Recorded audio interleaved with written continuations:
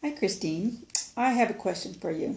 I have a friend who's a PhD candidate in economics. She's applying for her first tenure track position. The job description allows her to submit 3 writing samples. What would you advise? I would probably make one of the writing samples a part of the dissertation. I think that's important because it will show the level of completion that you have and what you're writing about.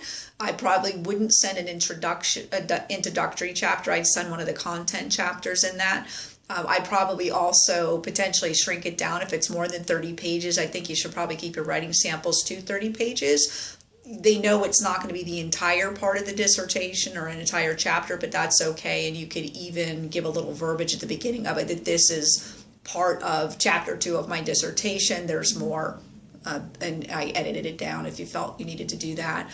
For the second paper, in the field of economics, it's pretty common to have working papers. So if you have a working paper, that would be the second one I'd submit. If you have a publication for whatever your field happens to be, I think a publication is always a good bet to submit for a writing sample, especially that shows it's been peer reviewed, you have publications. They'll find those anyway, but that's something good to submit.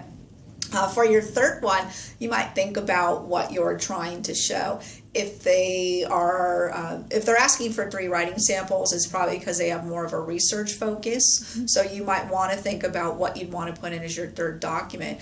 That's where you could put in a syllabus for a graduate seminar that you would want to teach, where you could put in another document focused on if they haven't asked separately for a statement of your research intentions. You could write a nice writing sample of what you intend for your future research and lay out some projects for that. So I think those 3 would give a wide breadth of what you can do. Here's something that I'm working on for my dissertation. Here's something that I did that got published or that's already in publishable form. And then here's something in terms of either, again, future research, or here's a class that I would teach. So it kind of gives a broad range of your skill sets and your writing style, since each one of those will have a slightly different focus. Wow, those are great ideas. Thank you so much. Appreciate it.